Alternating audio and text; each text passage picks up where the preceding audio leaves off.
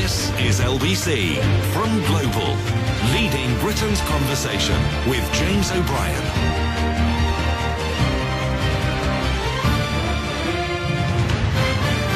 4 minutes after 11 is the time. We will be finding out what's gone on in that Brexit Select Committee today. Also catching up with the journalist Carol Cadwallader.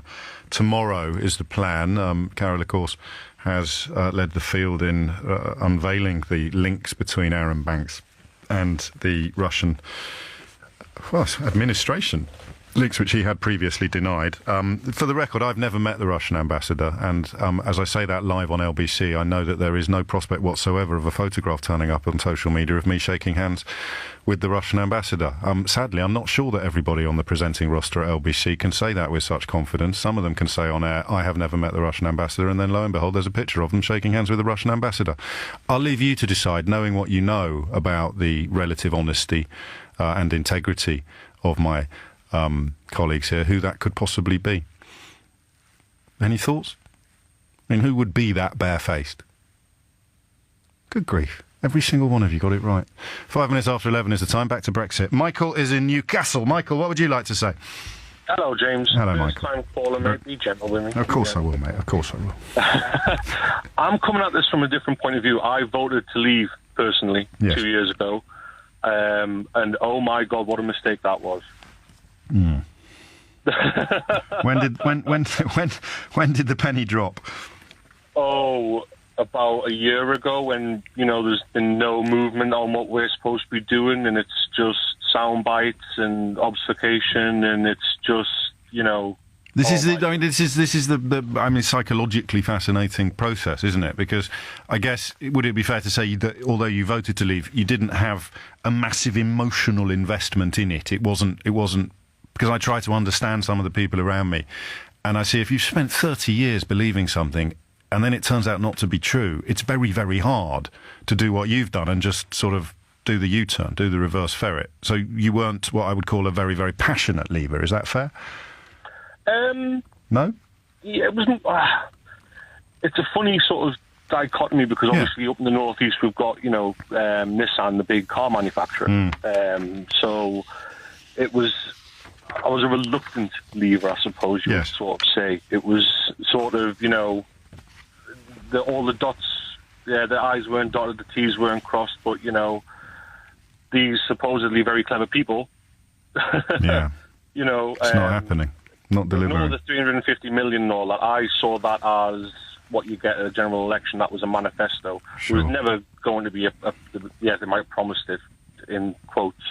But it worked on a lot of people, didn't it? Dominic Cummings, who I think is still refusing to appear before the Select Committee, who ran the Vote Leave campaign, he thinks that was the masterstroke, that bus. But it's... I think that's the best description I've heard. I just saw it like a manifesto pledge. It looked great. It was really shiny. But to be honest, I wasn't necessarily holding my breath waiting for it to be delivered. What was your... I mean, if you had to put in your credo, the thing that swung your vote, what were you looking at? What were you hoping for?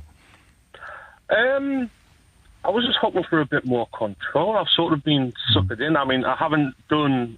It's a failure on my part. I hadn't done the required research to fully understand. Snap, mate, snap. Don't beat yourself up about that. So, it was sort of...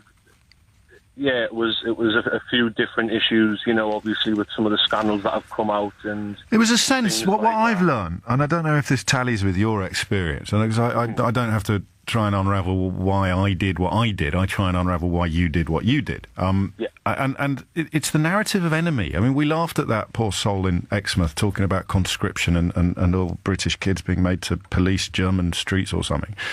But that's the lunatic fringe of what you would call the enemy narrative. There are plenty of much less bonkers people who did buy the idea that the European Union acted against our interests. You would have struggled to open the Daily Telegraph, the Daily Express, or the Daily Mail, or the Sun at any point in the last 30 years and not get the message that somehow the European Union was acting against our interests. If I'd leaped the other way, I think the biggest wake-up call I would have got would be the negotiation process showing how completely and how comprehensively they act in defence of their members' interests. We as a nation have spent 30 years thinking they're the enemy, or at least 52% of the country have, and that is clearly not true anymore, which is why they have to sort of double down on the exaggerations and the untruths.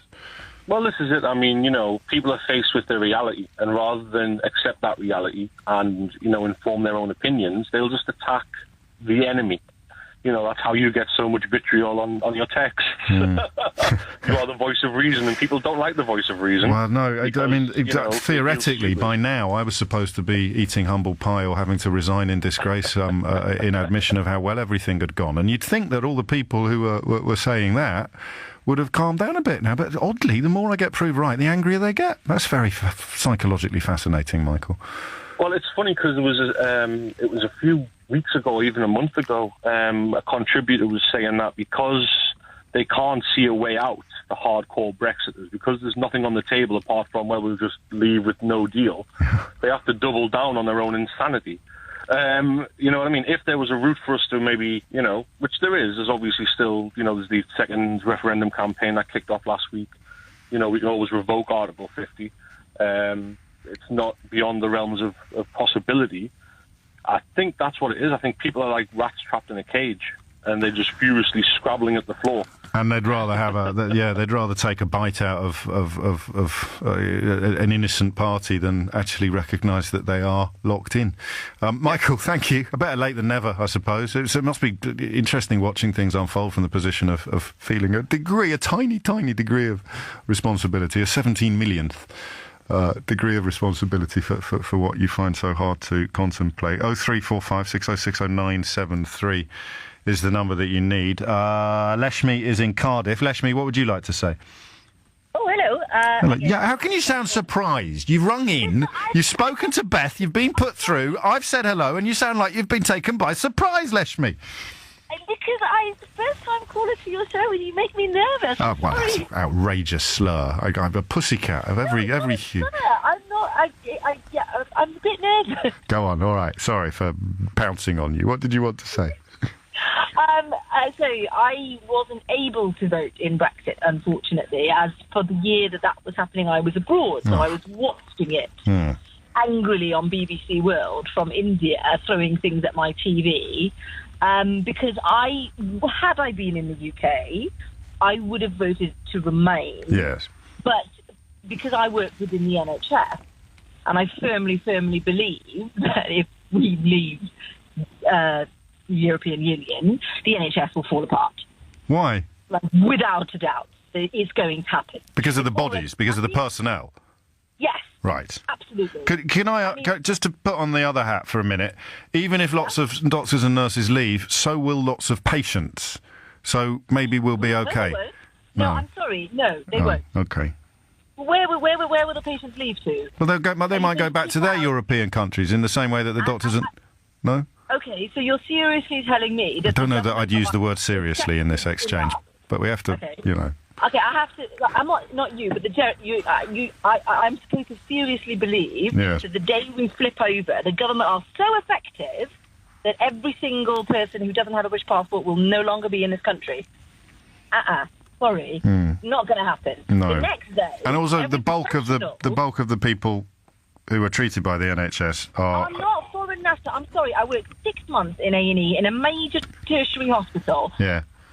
More than 50% of my patients were local patients. Of course. So, I'm sorry, but no, the patients aren't going to go anywhere. However... Yes, but I don't need to listen to you with your facts and your knowledge and your experience. I just have to sit here and go, it's supposed to be a national health service, not an international health service, and then all your arguments and all your knowledge and all your experience and all your evidence falls apart. You don't want to believe me, that's your choice. I can't make an excuse for your idiocy. Sorry, not you, but like... No, it's all right, you can use me. I will be your punch bag, Leshmi. You don't want to believe me, that's fine. That's your loss.